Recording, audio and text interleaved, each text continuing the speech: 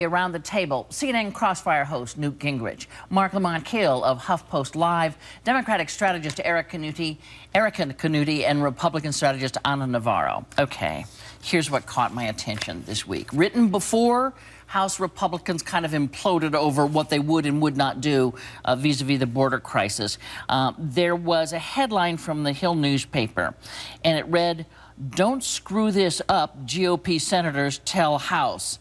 Expecting election win, Republicans nervous of slip-ups." A paragraph in there, in a story written by Alexander Bolton, said, Senate Republicans have put subtle pressure on House members to avoid a messy fight over the border bill, impeachment, or a government shutdown. Democrats have recently used the latter two gleefully for fundraising. So the question here is, could House Republicans extract defeat from the jaws of what Senate Republicans thought would be a victory in the midterms? Absolutely, and I can't. I'm licking my chops right now as this is happening. Over the last 48 hours, we've begun to see that already. Putting the most extreme immigration bill forward is one way of doing that. Continuing impeachment talk, continuing lawsuit talk is really, really important. Now, Democrats have overstated the extent to which this is happening for fundraising purposes, no doubt. But Republicans are giving us all the ammunition we need. Well, I mean, the missteps of 2010 and 2012, I think, are still looming for people. They're still kind of feeling the legitimate rape comments, things like that, and think that if you can just kind of keep people quiet, then everything will be okay. And the reality is that the policies are what people have a problem with. The majority of Americans want immigration reform to move forward, and the Republicans in the House aren't doing that. So if you look at it, sure, there's slip-ups here and there, that Democrats are sending out those fundraising emails by the dozen, it feels like by the hundred sometimes. Yeah. But really, in reality, it's that policies that Americans want are not moving through Congress. The good news is we have, as Republicans, much better candidates than we did 2 years ago. We have strong candidates for the Senate and also for House races. The bad news is that this week, between the lawsuit that Democrats have ably conflated into impeachment, which is no such thing, but that's what they've turned it into, and have turned it into a stunt to raise money, and this immigration spectacle that Republicans put on in the House at the end of the week, we've done, frankly, what President Obama hasn't been able to do: energize his base, energize deflated Latinos, and energize the Democrat base. You agree with that? No. Well, tell. No, I mean, listen, first of all, this nonsense about the Senate, the two leading figures urging the House Republicans were Senator Sessions, who's a senior member of the Judiciary Committee who deeply opposed the president's use of the executive order, and Senator Cruz. So if the Senate leaders want to talk to somebody, they ought to talk to Sessions and Cruz. Second, I think they've tried, and they failed several times. That's the problem, though. The problem with the Republican leadership guys in the who House. love being the skunk in the at the party, literally. But they can't keep the Senate out of their sandbox. Of course they can't, and you never could. Jack Kemp and I used to go to the Senate all the time on tax policy. It's a free society. You're allowed to do this. But notice what's happening. You have the Kaiser Foundation report that Obamacare is weaker than ever, with a clear majority now opposed to the bill. You have a continuing weak economy, which may get worse. You have a situation in which the president's people are desperately looking for something. They are lying about impeachment, which is not going to happen, but it's raising money for them.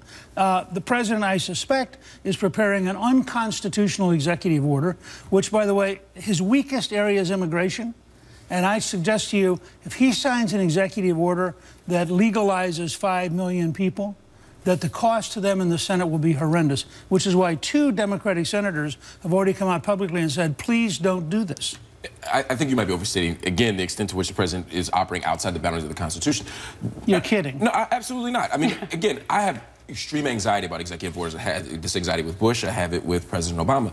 You can't legalize 5 million people. You can't legalize illegal people. But what you can do is set deportation priorities, set enforcement priorities. And what the president's trying to do is expand those priorities or shift those priorities. You see, I think this was completely a political trap by the White House. I don't think they intended to do sweeping executive action like they've been threatening. I think what they wanted was to get the Republicans flailing their arms, screaming holy murder, setting their hair on fire, which they have done through this border bill and the attached one that they passed as well. And that way, it takes the attention and it takes the pressure off of President Obama. He goes from being the deporter-in-chief, which is what he has been to Latinos, to now all of a sudden, well, maybe, you know, if we compare him to Republicans, he's not that bad. The problem is people thinking that the end game is a message or fundraising. The end game should be legislation. And the fact that But also aren't both sides guilty of that? I mean, the end game is always we need to win in the midterms. Yeah, look, I think both sides are now going to be committed for the next 90 days to win the election. I think the Democrats have a much weaker hand, and candidly, if the end game was legislation, you'd have to replace Senator Reid, who has successfully blocked 390 bills that came out of the House. So, you know, I think that we are where we are. The Republicans are going to go into the fall campaign on simple things like the pipeline, which is a 68% issue, fixing Obamacare, which is about a 68% issue, a whole series of things. I said, controlling the border, which, by the way, is the #1 concern of the American people. If you say immigration, it's not true in the Latino community. Everywhere else in America, controlling the border is the #1 issue. Obama is going to continue to slide, I think. The world's going to continue to get worse. And all of that, if I were a Democrat, would make me very nervous. You're absolutely right. You know, the Senate, you know, the Senate also didn't pass legislation. If the end game is legislation, the Senate did not pass the legislation on the border bill. Yet, their dysfunctionality, for some reason, is less visible than the GOP's on the House side. And we got to get that under control. Well, it doesn't help when you put a bill to the floor and then suddenly you don't have the votes and you have to pull it back. I mean, people forget also that this was the first time that the Republican House leadership team was actually out and play. You know, Cantor stepped down. You have new people there. You have a new whip. You have a new majority leader. And their ability to kind of do their jobs and get their act together, and their failure to do that was on display. I mean, so it does make good theater. It does make a good show. It took 24 hours.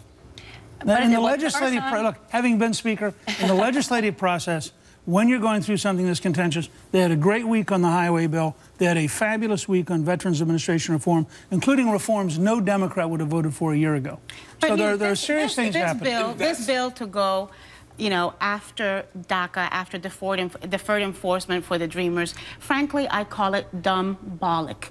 Dumb symbolism. You and I know it's for naught. You and I know that it's not going to be law ever. And so it's sending symbolism. It really is sending a message to Latinos that is just so counterproductive for Republicans. We keep digging ourselves into a deeper and deeper hole. And that's why I say our hand is not as weak as you suggest and as you're speaking to, because no matter how much you get a highway bill, no matter how much you get a veterans bill, a cruel and cynical deportation proposal. Which people cheered it for. Yes, exactly. They cheered about deporting. They were cheering because they were going home.